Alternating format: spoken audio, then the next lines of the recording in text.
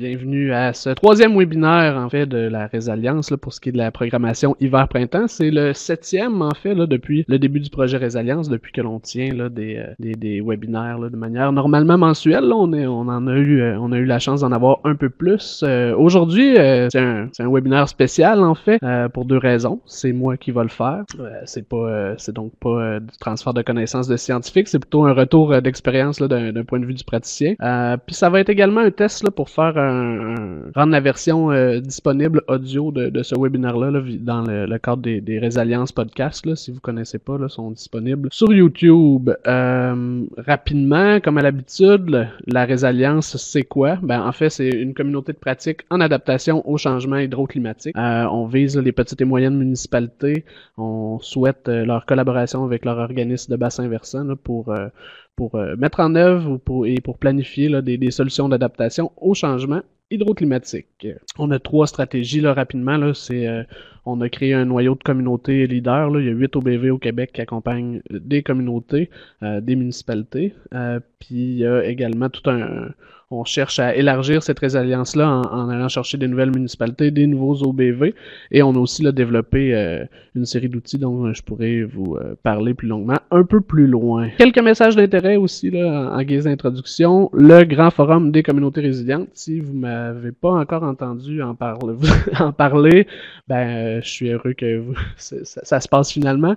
Vous pouvez là, aller voir sur Internet le Grand Forum des communautés résilientes, 4 et 5 juin prochain à Québec, au Grand Séminaire de Québec en fait. C'est co-organisé avec le réseau Québec maritime ainsi que le réseau de recherche canadien Méopar. On devrait là, annoncer sous peu là, une multitude de collaborations là, en termes de présentation. Il va y avoir des ateliers de co-développement de projets comme des différents panels sur, par exemple, la gestion proactive des risques ou encore tout un volet pour le partage de connaissances, là, de retour d'expérience autour de projets.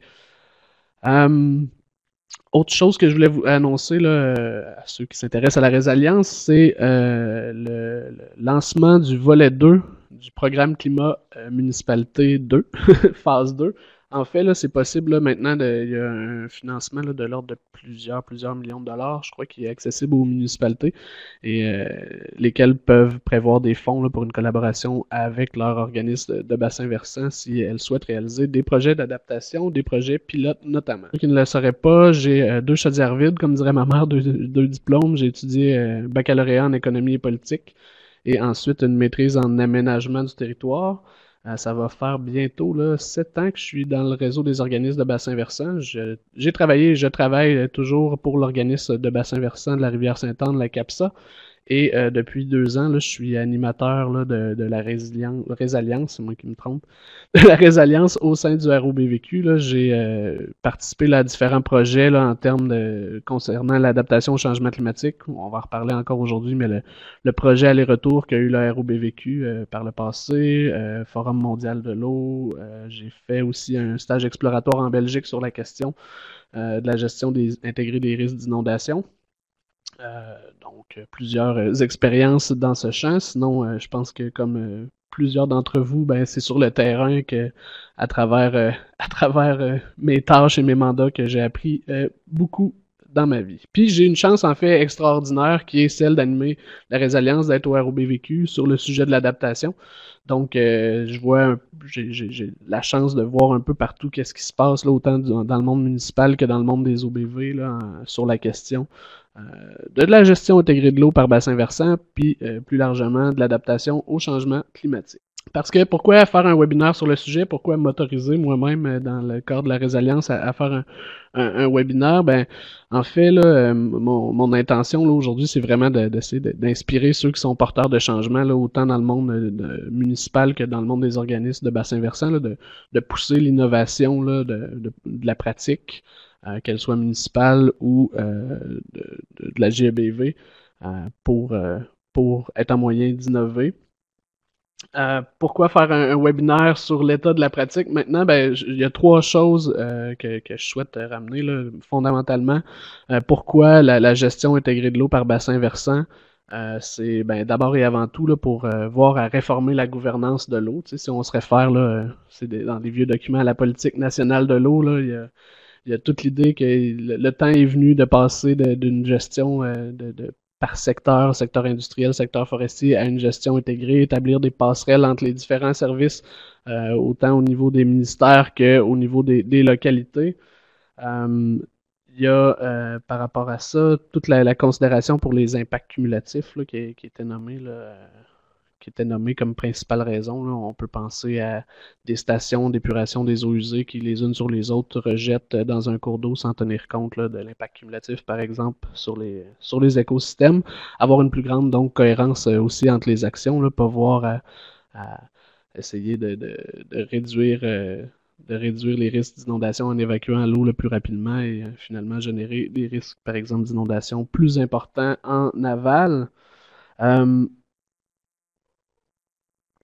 Cette réforme de la gouvernance de l'eau, moi, c'est toujours à ça que je reviens. Puis il y a trois principes là, quand on veut réformer cette gouvernance de l'eau-là, cette façon dont est prise les décisions, autant au niveau des municipalités que pour les différents acteurs de l'eau, là, voir est-ce qu'il y a fondamentalement une collaboration entre les acteurs.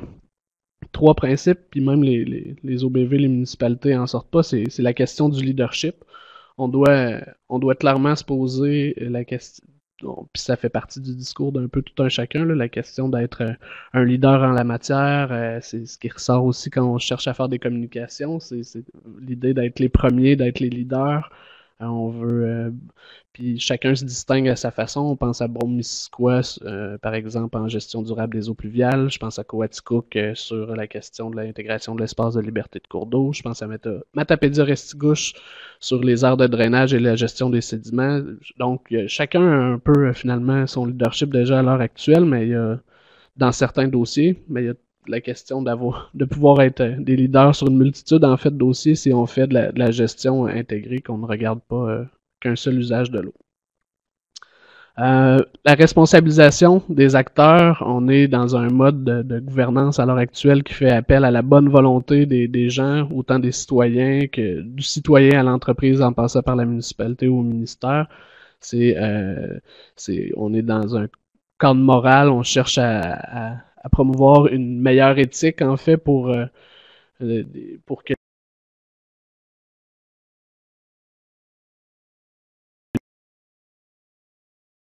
donc je ne sais pas. Oui, c'est revenu. Ouais, donc la responsabilisation, puis finalement la coordination, c'est pour ça qu'on a mis en place là, dans le réseau des organismes de bassin versant des tables de concertation, qu'elles soient au sein des conseils d'administration des organisations ou encore là, comme, pas comme organisme, mais comme organe parallèle qui vient soutenir la prise de décision du conseil d'administration de l'organisme de bassin versant. Qu'est-ce que je voudrais vous dire d'autre sur ce grand objectif de réformer la gouvernance de l'eau? Moi, dans ma pratique, là, ce à quoi je me réfère un peu naturellement, c'est au cadre de référence pour les organismes de bassin versant. Puis il y a quatre principes là-dedans qui sont, selon moi, fondamentaux à la lunette que l'on adopte déjà puis que l'on doit toujours auquel se référer, là, mais c'est l'unité territoriale, le bassin versant, que l'on le considère comme un écosystème dans son ensemble ou encore qu'on tente de rapporter le territoire d'une municipalité à sa relation avec le bassin versant. Euh, Quand je dis ça, je pense en particulier à tous les travaux, des plans directeurs de l'eau qu'ont fait les organismes de bassin versant, où on essaie de comprendre là, les relations là, entre la société et l'écosystème du bassin versant, éventuellement même le climat, si on adopte une approche sociale écologique. Je vous invite à jeter un coup d'œil à cette approche-là, à cette discussion-là qu'on avait eue avec Steve Plante sur le sujet. C'est disponible là, sur la plateforme des OBV du Québec YouTube. Euh, Deuxième principe, l'information en appui à la prise de décision. On, on, on le constate, là, souvent, on est sommé de prendre des décisions plutôt rapidement. Les acteurs de l'eau sont sommés de prendre par exemple, une municipalité peut être sous pression de ses citoyens pour prendre une décision, passer à l'action, mettre en place des actions concrètes. Va généralement faire produire des études par des firmes d'ingénieurs ou par des chercheurs pour ensuite là, justifier, avoir un argumentaire pour la recherche de fonds ou encore euh, pour, euh, pour intervenir sur le territoire, changer des réglementations. un rôle que jouent les organismes de bassin versant de par leur plan directeur de l'eau, c'est de créer un peu ce que moi j'appelle la Bible de toute cette information-là. Mais il y a vraiment aussi tout le travail là, de quand on parle de sensibilisation, là, qui est de vulgariser cette information-là scientifique vers puis de l'acquérir vers les décideurs. Une approche participative, pour ceux qui n'auraient jamais vu le spectre de la participation citoyenne, là, de formation à la consultation, qui sont généralement ce que l'on retrouve là, dans les pratiques là, des organismes municipaux, par exemple, là, mais on peut aller encore plus loin que ça en intégrant là, les différentes parties prenantes dans de la codécision, jusqu'à les autonomiser pour qu'ils deviennent des organisations d'eux-mêmes responsables d'eux, qui ont leur propre capacité d'action, parce qu'ultimement, c'est un autre des principes, c'est de renforcer la capacité d'action des acteurs de l'eau, des acteurs finalement, des intervenants qui s'intéressent à la gestion intégrée de l'eau, qui s'intéressent à réformer la gouvernance de l'eau, à trouver des nouvelles pistes de collaboration, à prendre des décisions différemment. Fait que c'est politique. On a une pratique qui est cadrée par la politique nationale de l'eau, des stratégies, on a, oui, des cadres de référence, mais c'est fondamentalement un objectif politique que poursuit la gestion intégrée de l'eau par bassin versant. Puis je crois que c'est important de se le rappeler quand on est avec une multitude d'acteurs qui ont leurs intérêts propres, mais qu'on cherche à sortir de ce discours-là de seulement, OK, trouvons la position où tout le monde trouve son intérêt. En fait, si l'eau est un bien commun, on est plutôt dans une logique d'intérêt commun. Puis, comme j'entendais dernièrement, la démocratie, en fait, c'est un système où la démocratie participative, c'est un système où tout le monde repart un peu avec la solution qui, je cherche des mots plus polis, mais qui le ferait chier le moins possible. Pourquoi aussi faire un webinaire? Donc, deuxième raison, pourquoi faire un webinaire sur la GBV, les changements climatiques, notre pratique? C'est parce que fondamentalement, ça a été soulevé là, dans différentes études, dont celle de Nicolas Milot, là, dans un document qui est rédigé à l'intention des organismes de bassin versant en 2013, si je ne me trompe pas, c'est que la capacité d'adaptation des milieux là, dépend de notre apprentissage social. C'est de ce qu'on est capable d'apprendre dans nos interactions avec les gens qui va nous rendre plus aptes, plus à prendre les décisions qui vont rendre nos systèmes plus adaptés à différentes perturbations, que ce soit le climat, que ce soit des pollutions qui viennent de plus en plus perturber nos écosystèmes. Donc, c'est fondamentalement cette question de l'apprentissage social, l'apprentissage collectif. On apprend toujours seul, mais jamais sans les autres. C'est la citation que j'aime reprendre, là, on a beau faire un plan directeur de l'eau devant notre ordinateur, si on va jamais le confronter devant les acteurs de l'eau puis comprendre leur perception des enjeux, ben on va s'être limité fondamentalement à réaliser qu'une planification stratégique traditionnelle, si on veut faire une pratique de la gestion intégrée de l'eau par bassin versant qui fait face au changement climatique, qui promouvoit l'adaptation, ben fondamentalement, il faut aller acquérir des connaissances dans les relations qu'on peut avoir avec d'autres acteurs. Puis, y a-t-il d'autres choses que je voulais mettre par rapport à ça? Non. Dernière raison, c'est la démonstration scientifique aussi de la nécessité de s'adapter. Si vous jetez un coup d'œil là, au portrait climatique d'Uranos ou aux différents atlas, là, aux différents portraits climatiques qui nous donnent de l'information, l'horizon 2050, en fait, c'est celui qui est le plus près de nous en termes de données de projection, mais c'est aussi celui qui est désormais presque inévitable, dans le sens où le climat, de par sa propre inertie, si du jour au lendemain, tous les efforts en mitigation, en réduction des gaz à effet de serre nous fait changer de scénario de business pour sortir de celui de business as usual, on va quand même subir les effets de toutes les actions passées. C'est comme quelqu'un qui a mangé du fast-food toute sa vie, qui arrête du jour au lendemain pendant une certaine période de temps, il va encore subir les impacts de ses choix passés. Inertie climatique. Mais c'est pas l'argument le plus important. Fait que je pense que Si je résume, là, pourquoi faire un webinaire sur la question? Parce que la GABV fondamentalement doit réformer la gouvernance de l'eau. Puis pourquoi pour faire une GABV qui fait face à la question de l'adaptation au changement climatique, on doit aller dans des modes d'apprentissage social, autant entre professionnels d'OBV que professionnels de municipalité. On doit là, voir à développer des collaborations. C'est pas moi, à mon avis, là, indifférent au fait que de plus en plus les programmes de financement aussi ne financent pas l'entièreté d'un projet pour un seul et même acteur. On va retrouver des programmes qui financent à la hauteur de 60%. On doit aller trouver de l'argent ailleurs aussi. Donc, faire la preuve. Les programmes de financement nous demandent de faire la preuve qu'on a développé des collaborations, des relations qui nous permettent là, de tendre vers des meilleures pratiques dans nos projets.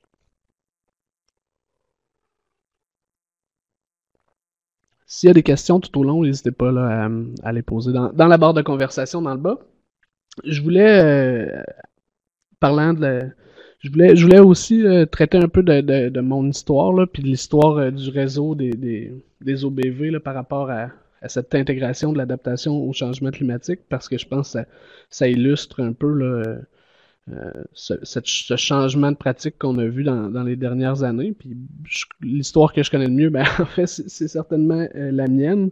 Puis je pense que plusieurs chargés de projet dans les OBV la partagent en quelque sorte, où on est généralement au début dans une certaine zone de confort où on est chargé de projet au plan directeur de l'eau. Notre tâche, c'est d'élaborer ce plan directeur de l'eau-là. Plusieurs OBV ont des politiques de concertation là, qui vont encadrer la façon dont on va aller consulter ou informer ou même prendre co-décider, comme je disais, des actions avec les acteurs de l'eau. Donc, on est dans un cadre plutôt bien défini. Il existe le fameux guide de Gambazo là, pour savoir comment faire un PDE. La ROBVQ aussi développé il y a très longtemps des outils pour savoir comment faire un PDE, comment le séparer. Il y a donc, euh, moi je trouve que quand on est là, on est dans une certaine zone de confort.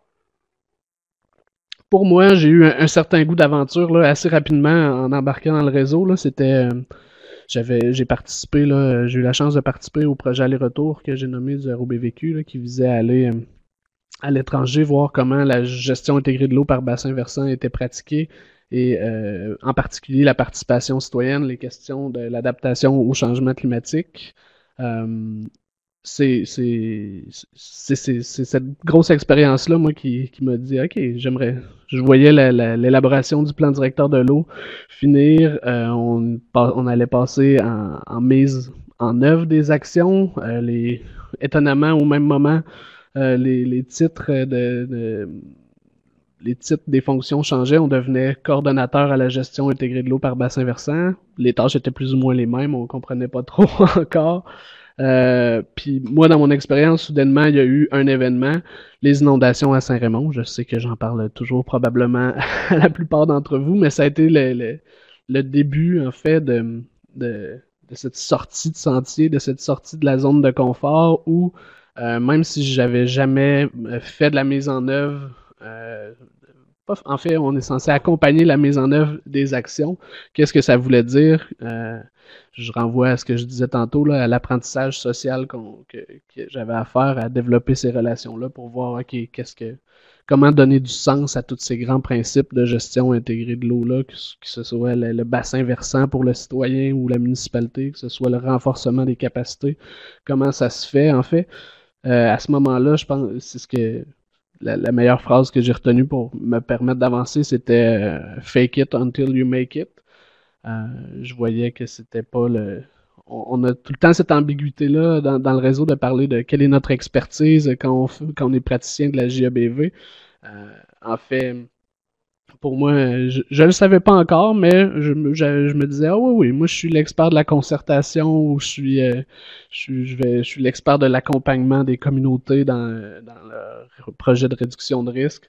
On va y aller avec ça, puis ce que ça m'a permis de faire, c'est de développer, encore un mot que j'utilise beaucoup, mais différentes collaborations, à participer à différents projets. Il y avait à l'époque l'ARUC-DCC, l'Alliance Recherche Université Communauté, Défi des communautés côtières, qui m'avait permis là, de formaliser un partenariat avec une chercheure, de développer un outil sur la prospective, euh, d'avoir un peu de ressources pour commencer à essayer de mettre en œuvre là, cette idée de renforcement des capacités d'action des acteurs en offrant des formations.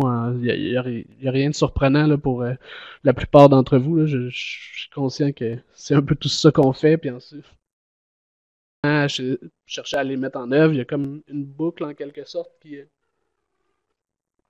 se répète, mais en fait, pour moi, cette boucle-là, c'était vraiment un processus de m'adapter à cette sortie de zone de confort-là. Puis, en fait, la récompense que j'ai sentie à ce moment-là, c'était vraiment l'idée qu'il y avait un début de réforme de la gouvernance des risques d'inondation à Saint-Raymond. On avait éduqué les gens étaient mieux informés, il y avait une ouverture de la municipalité pour prendre des décisions. Mais là où ça devenait plus difficile, en fait, puis je pense que plusieurs d'entre vous doivent partager ça aussi, c'est on sort souvent de notre moule scientifique qu'on peut aller, ou disciplinaire qu'on va chercher à l'université. On devient en quelque sorte des militants professionnels avec on doit propager la bonne nouvelle de la gestion intégrée de l'eau par bassin versant. On se sent de plus en plus responsable de ces actions-là qu'on souhaite vouloir perdurer parce que la réforme de la gouvernance de l'eau, c'est rien de plus qu'une mise en œuvre des principes du développement durable.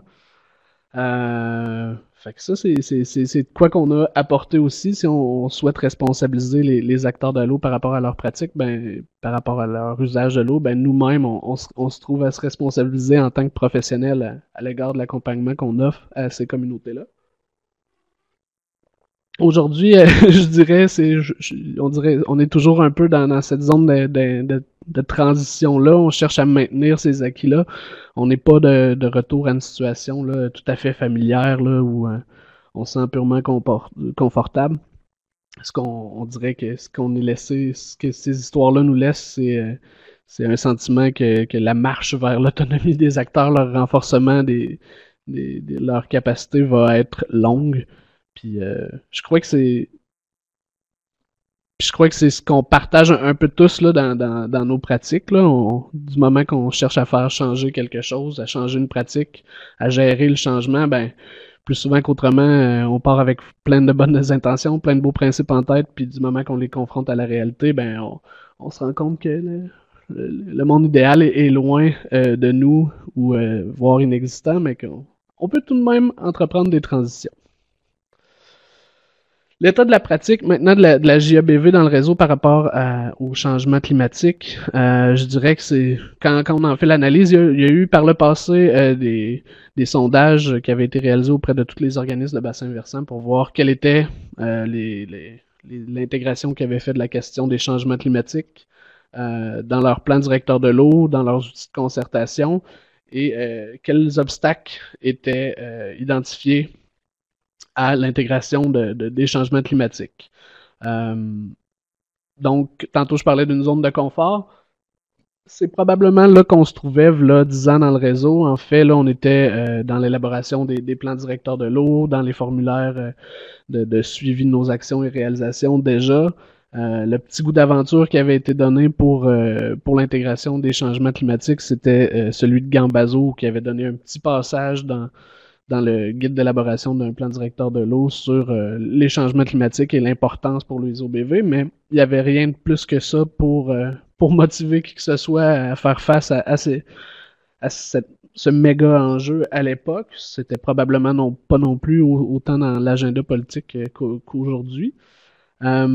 Mais à l'époque, il y a eu un début là, de réflexion d'une sortie de sentier qui s'est passée. Il y a eu des projets, comme je vous ai dit, d'aller-retour pour aller comprendre qu'est-ce qui se faisait en la matière à l'extérieur, comment c'était intégré. Il y avait des projets aussi avec la RUC-DCC.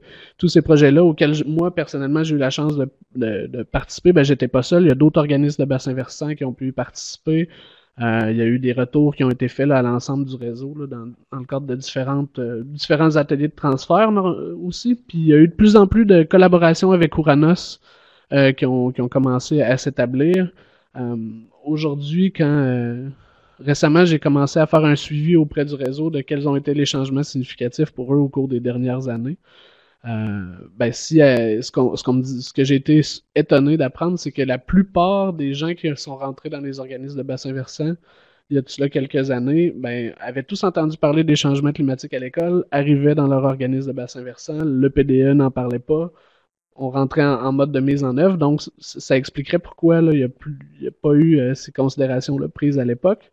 Puis, obstacle principal, il n'y avait pas de données à l'époque de disponibles. On retrouvait lors de la dernière phase d'élaboration des plans directeurs de l'eau, très peu là, de données étaient disponibles comparativement à aujourd'hui. Depuis aussi, dans la pratique, ben, il y a une série d'outils qui sont venus soutenir cette idée d'intégration des changements climatiques. Il y a eu le développement par le regroupement des organismes de bassin versant d'une boîte à outils sur l'intégration de la variabilité climatique dans les plans directeurs de l'eau. Il y a eu la création là, du projet Résilience ou d'un petit noyau de personnes innovantes. On cherche à généraliser là, la pratique de l'intégration des changements climatiques. La récompense qu'on a d'un peu tout ça aujourd'hui, ce qu'on voit, ben, c'est qu'il y a 11 et bientôt 12 OBV qui sont membres de la Résilience, qui collaborent avec près de 29 municipalités autour d'un projet, d'un plan d'adaptation. On n'en est pas encore à intégrer largement les changements climatiques dans les PDE, mais il y a quand même une réflexion là qui a été amorcée là, auprès je pense, d'un noyau significatif là, d'OBV. On mentionnait également là, que de plus en plus le sujet des changements climatiques est apporté aux tables de concertation des OBV, voire même soulevé par certains acteurs qui participent à ces tables de concertation-là. Il y a de plus en plus d'OBV qui participent, qui collaborent à des projets qui adressent la question des changements climatiques. Puis au niveau des changements que permis de faire, pardonnez-moi, Résilience dans le réseau, c'est une appropriation notamment des outils de suivi de la gouvernance. Je réfère ici à l'analyse de réseau social qui nous permet là, de clarifier souvent notre réseau d'acteurs avec qui on commence à un moment X. Puis 3 ans plus tard, si on le refait, on peut voir comment on a été en mesure de mobiliser davantage d'acteurs de l'eau ou comment les relations ont pu se développer. Je vous parlais l'importance des relations là, en début de présentation. Mais je pense que le prix à payer aujourd'hui de cette intégration-là de l'adaptation au changement climatique, de cette ouverture qu'on s'est donné à poser la question, ben, puis encore davantage quelque chose qui l'était. Si, si le bassin versant était en lui-même un système complexe, que la gestion intégrée des acteurs était aussi un système complexe, ben aujourd'hui, en rajoutant la couche climatique, c'est dément, en fait, là, les complexités auxquelles on fait face pour comprendre, OK, la pluie sur mon écosystème, sur l'usage que moi je fais de l'eau, toutes les chaînes d'incertitudes qui s'accumulent, ben, rendent difficile l'expertise pour pointer dans une seule et même direction, là, ce qui est généralement plutôt de l'ordre du génie, puis c'est pas un champ professionnel qu'on retrouve beaucoup dans les organismes de bassin versant, puis ce serait peut-être pas celui non plus à retrouver, mais mon point est que le discours d'expertise dans le réseau est généralement pas le discours, mais il y a clairement un débat sur l'expertise que les OBV ont. Là. C'est pas tout le monde qui est prêt je pense qu'il y a peu de professionnels d'organismes de bassin versant qui vont se dire experts en quoi que ce soit, sinon sinon relativement à leur maîtrise, à leurs études ou au champ de discipline dont ils proviennent, mais ce ne sera pas directement relié à un poste occupé là, dans les OBV. symptôme de l'imposteur, celui que j'ai aussi aujourd'hui. Je suis pas un scientifique, j'avance surtout une perception que je peux avoir dans le réseau. Là. Mais comme je vous disais, je pense que j'ai une chance incroyable de pouvoir observer, de voir le réseau dans son ensemble, comme c'est le cas. Puis je trouve qu'avec ça vient la responsabilité aussi de partager cette perception-là aux autres. Puis aussi comme organisme de bassin versant qui réforme la gouvernance, quelque chose de très abstrait, des formes de collaboration, des modes de prise de décision différents. On est un peu face à une culture de l'image quand on côtoie des municipalités où on l'entend, je sais pas si vous l'entendez comme moi, mais ce que les gens sont à la recherche, c'est généralement des solutions concrètes. Puis nous, ce qu'on cherche fondamentalement à faire, on dirait que c'est sortir de ce mode où on met de l'avant que des solutions visuelles, on se penche généralement davantage sur des solutions de gouvernance, là, je dirais, vu que c'est notre objectif premier. Mais d'un autre côté, je vois que on peut peut-être sortir de ce syndrome de l'imposteur-là quand il y a des administrateurs comme John Husk au ROBVQ qui font le pari qu'on peut positionner là, les OBV sur ce dossier-là, que l'expertise y est déjà, puis je crois qu'on est à un cheveu de passer à vraiment une pratique généralisée dans le réseau face à la question des changements climatiques. Puis, ben je suis sur le bord de conclure et d'offrir quelque chose de beaucoup plus intéressant, ou peut-être pas, j'espère que ça vous intéresse. En fait, moi, ça m'intéresse. Euh, pour améliorer là, votre pratique de l'adaptation au changement climatique dans la GABV, il y a le site de la Résilience, là, c'est là qu'on a regroupé tous les guides, ce qu'on appelle l'outil, de plus en plus des articles scientifiques, on essaie de créer de la relation entre les personnes puis notamment avec le monde municipal via les infolettes, de mieux comprendre la perception de décideurs municipaux. On rencontre différentes personnes dans le cadre du Résilience Podcast pour essayer de comprendre là, les différentes perspectives disciplinaires ou de praticiennes sur les questions de l'adaptation. Fait que je vous encourage à aller jeter un coup d'œil. Sinon, peut-être pour conclure et vous partager mon expérience ou les leçons que j'en ai tirées, là, mes trucs du métier pour les praticiens qui souhaiteraient là, aller encore plus de l'avant dans la question de la mise à jour de notre pratique là, de professionnels de la JABV. Quelques règles ou quelques leçons. La première, les 3 R. Pour ceux d'entre vous qui auraient déjà lu là, le guide sur l'art d'animer de Solidarité Rurale, je crois que c'est de là que je m'en inspire, mais c'est vraiment, moi je me donne toujours, je pense qu'on peut toujours se donner comme rôle de rassembler les gens autour d'une table, hein, finalement. Mais je crois qu'un coup que ça c'est fait, on doit toujours reformuler les, les prises de parole de chacun. C'est toute l'idée de se donner, de créer un langage commun, un langage collectif pour faire auquel tout le monde peut se référer pour prendre des décisions collectives. Et, et par rapport à ça, j'ai une petite anecdote.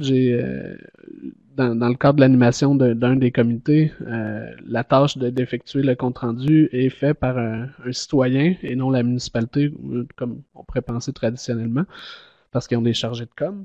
Mais c'est extrêmement utile pour vous après ça comme gestionnaire parce que vous allez être plus à même de voir, OK, qu'est-ce que dans ce qui a été dit a été compris et comment ça a été compris, puis comment l'écart entre ce qui a été dit et ce qui a été retenu par un certain groupe peut expliquer qu'on n'est pas à même d'aller de l'avant, de prendre une décision X ou Y. Donc, je vous suggère de faire les comptes rendus, non, de ne pas faire vous-même les comptes rendus, mais d'essayer de distribuer cette tâche-là là, autour de la table lorsque vous faites des ateliers de concertation. Et finalement, résumé, là, pour oublier que je pense que toute bonne rencontre devrait lorsqu'elle se termine, devrait faire état là, de ce qui a été dit, des engagements qui ont été pris, des attentes qui ont été exprimées, et de vraiment faire là, le suivi de ces engagements-là et des attentes dans le temps. Là, ça pourrait fortement aider à la reddition de comptes auprès du ministère, je crois, notamment. Les 3 C, j'aime beaucoup le 3. Communication, communication, communication. Euh, on n'en fait jamais assez. On s'améliore jamais suffisamment.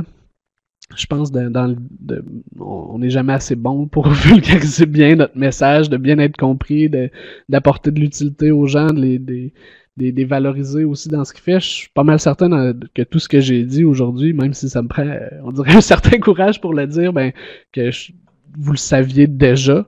Puis c'est ce que j'espère. Ou puis il y a peut-être juste une petite partie qui a pu allumer une lumière, puis ça sera assez, mais ça demande toujours des exercices comme ça pour déclencher des prises de conscience puis des changements des changements de comportement des acteurs de l'eau notamment. Troisième truc, cette fois-ci je l'appelle le Field Off, le Philippe Dufour, en hommage à mon directeur général, mais c'est toujours poser la question du pourquoi avant le comment. Si généralement, si vous vous sentez par moment overwhelmed, mais c'est pas surexcité ou débordé plutôt, puis vous savez pas par où aller, ben reposez-vous la question du pourquoi. Puis il y en a même, je sais en permaculture, qui disent posez-vous là 5 fois la question du pourquoi là, pour vraiment aller chercher l'intention de ce que vous voulez faire dans votre pratique. Et normalement, ensuite, on trouve facilement le comment, la méthode pour répondre à cet objectif. Quatrième truc, le 10-20-30, c'est la formule de Apple, d'un ancien responsable des communications. Le 10-20-30, ce que ça veut dire, c'est lorsque vous faites des présentations, si vous voulez être convaincant, vous devriez généralement vous limiter à 10 diapositives pour un maximum de 20 minutes et ne jamais écrire dans une taille de police inférieure à 30 ou l'âge de la personne la plus âgée divisé par 2. Donc, si dans votre assistance, il y a quelqu'un de 80 ans, vous ne devriez jamais écrire des mots dans une police plus petite que 40. Ça contraint là, notamment à faire un exercice généralement de synthèse, puis à véritablement se poser la question dans ce qu'on présente de la compréhensivité par notre public. Combien de fois vous avez vu des scientifiques présenter des tableaux à des citoyens qui ne comprennent pas ce qu'est un abscisse ou un ordonnée. Hein. Mon secondaire à moi aussi est un peu loin. Donc, je pense que c'est une belle façon d'essayer de contourner ces problèmes-là lorsqu'on suit la règle du 10, 20, 30. Puis 20 minutes, ben, c'est généralement notre capacité maximale de concentration. Fait que là, je vous demande un effort vu que ça fait 40 minutes que je vous parle. Après puis une anecdote que je vais dire par rapport à ça. Aussi, là, la, les capacités des acteurs là, de comprendre l'information qu'on leur donne. J'ai un atelier là, de planification d'un itinéraire par des citoyens sur une carte. Moi, je pensais que ça allait se faire tout seul. Là. J'avais sorti un Google Maps, puis là, je disais, bon, on va aller là, là, là, avant de réaliser que toutes les gens autour de la table avaient jamais vraiment utilisé de carte, donc ne s'y représentaient pas. Fait que ne pas prendre pour acquis que les gens ont les mêmes capacités que nous à absorber l'information, surtout avec la rapidité des changements technologiques, je dirais. Et dernier truc, je pense qu'il provient de la communication non violente, là, réaliser que lorsqu'autour d'une table en concertation, les gens émettent des opinions, leurs avis, ben c'est généralement par rapport à leur expérience à eux. Ils nous parlent d'elles-mêmes. Il y a souvent, puis ce qu'on peut ressortir de ça, c'est trois choses. Généralement, il y a un élément qui les a déclenchés, qui est dans le non-dit, puis qui peut être important de ramener sur la table. Il y a toujours un sentiment, que ce soit de colère ou d'insécurité, c'est généralement, on dirait, ces deux-là qu'on rencontre, là, possiblement, mais même au niveau des municipalités, là, il y a un sentiment qui est généré là, par un certain élément déclencheur qui doit être répondu, qui prend source là, dans un besoin, finalement, que les gens ont, puis qui nécessite là, des stratégies là, pour passer. Donc, je vous invite à aller voir un peu du côté de la communication non violente, là, de lire sur ce sujet-là pour vous outiller là, et améliorer les qualités de vos relations et de collaboration et de concertateurs dans le réseau. C'est ce qui mettrait fin à ma présentation. J'espère que vous avez vu une certaine utilité, une certaine valeur ajoutée, que vous allez pouvoir repartir avec quelque chose. Période d'échange, période de questions, j'aime ça, essayer de prévoir un petit 15 minutes vers la fin. Est-ce que des gens auraient des questions? Est-ce que des gens voudraient prendre la parole? Je vais réactiver là, vos droits sur les microphones et je vais mettre mes écouteurs. J'avoue que je veux pas. Comme je disais, je ne suis pas. Je suis expert de la concertation, comme vous l'êtes tous. Est-ce qu'il y a quelqu'un qui aurait aussi un retour d'expérience qu'il voudrait faire là, sur un de ces cas, une de ces expériences vécues? Sinon, pendant que Maryse Gaudreau est en train d'écrire, j'en profite pour rappeler la tenue du Grand Forum. La plupart d'entre vous vont peut-être être contactés pour participer en fait, toutes les communautés leaders de la Résilience vont être invitées à présenter leurs projets dans les collaborations que je peux nommer. Je crois que je l'ai fait déjà, hein, mais il devrait y avoir Ouranos, Conservation de la Nature Canada. On démarche aussi là, avec le Centre d'écologie urbaine de Montréal, mais là, je m'avance peut-être un peu trop, donc une multitude d'approches là, de l'adaptation là, relativement aux usages de l'eau et du territoire qui y sont liés.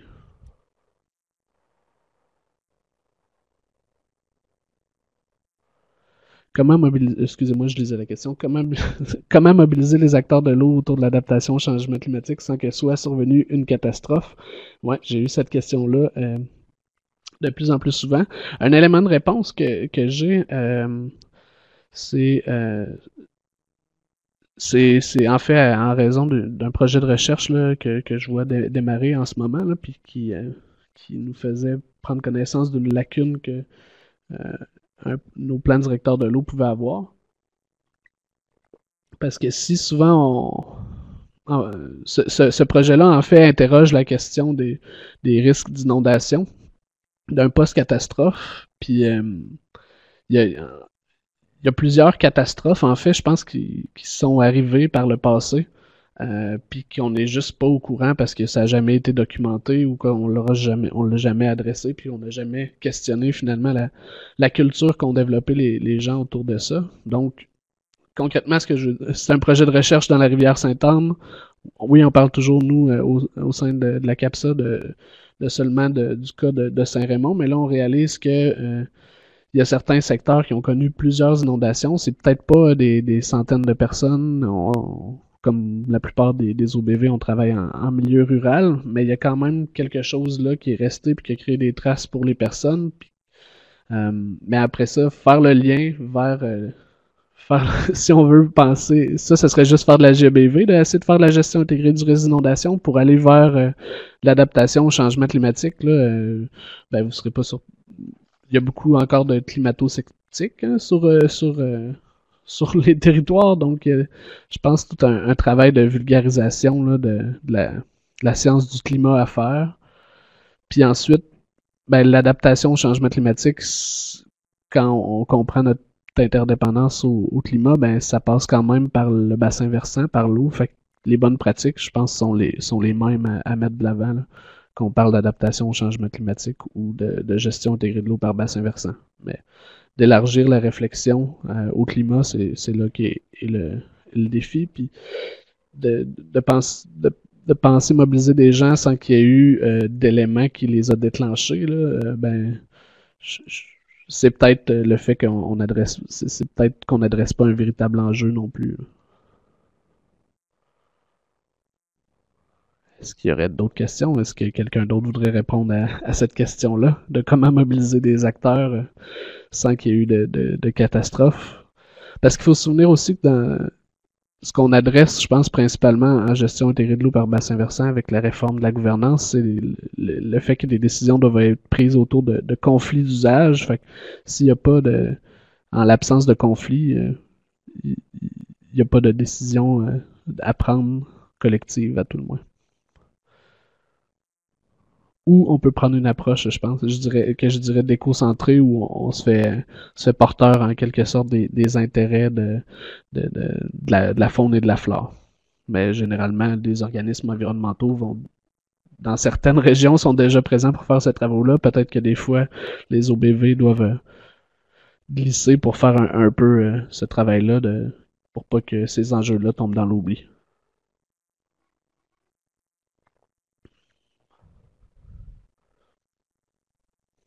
Des questions, moi je peux vous essayer. Ah, mais moi j'en avais une question pour vous, en fait.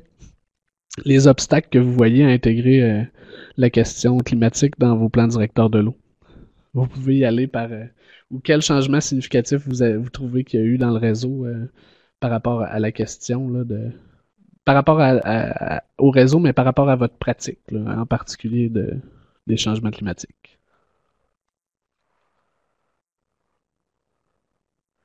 C'est juste tannant, les changements climatiques, on doit développer un autre langage pour faire des demandes de subventions. Je pense que je vais couper le podcast avant de dire ces choses-là. Mais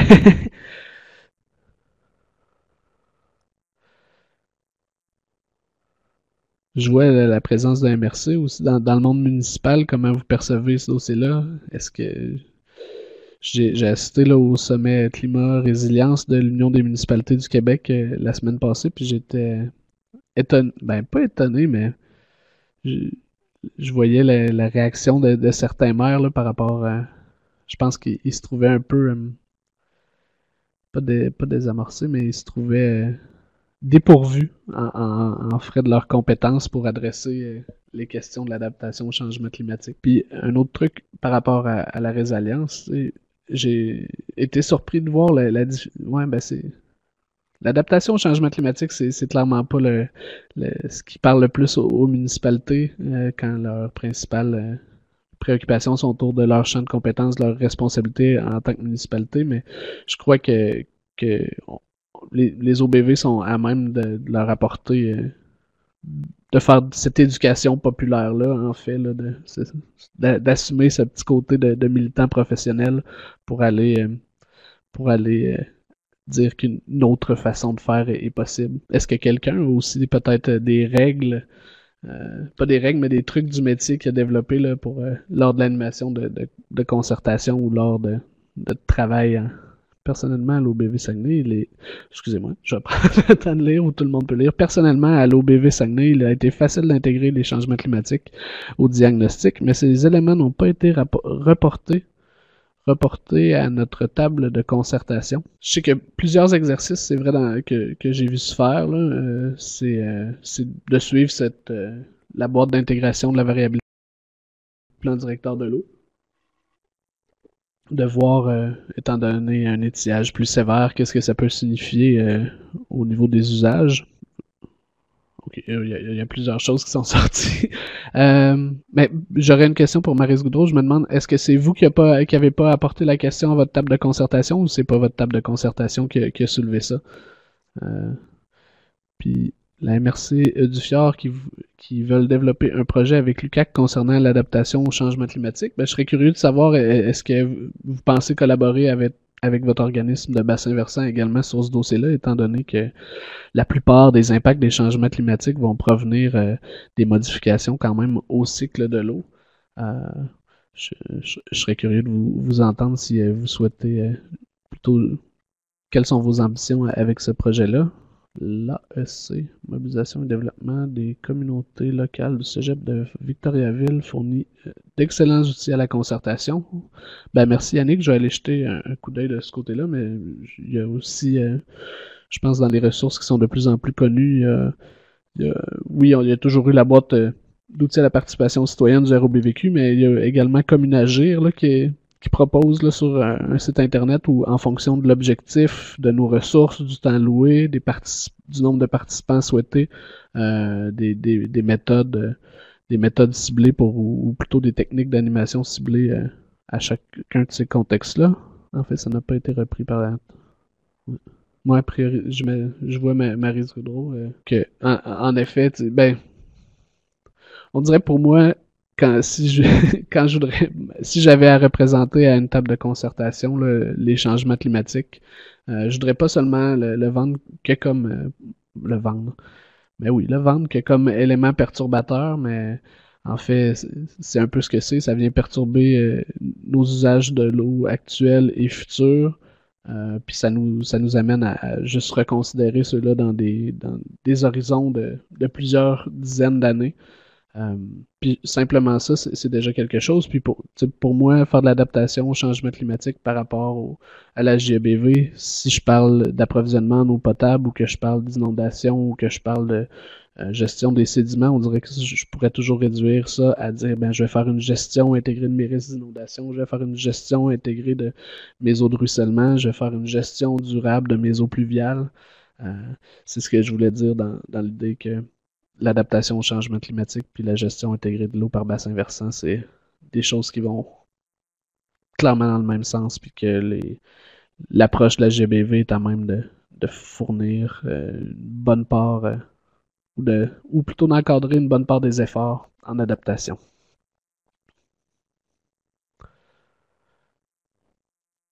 Ben, s'il n'y a pas d'autres questions, je veux pas étirer la sauce plus que nécessaire. Fait que ben, je souhaite une bonne journée à tout le monde. N'hésitez pas à me contacter là, si vous avez quelques questions que ce soit. Là. Je suis quand même ouvert au BVQ pour essayer de vous soutenir dans vos réflexions. Puis je suis certain que vous en avez des excellentes chacun de votre côté. Donc, bonne journée.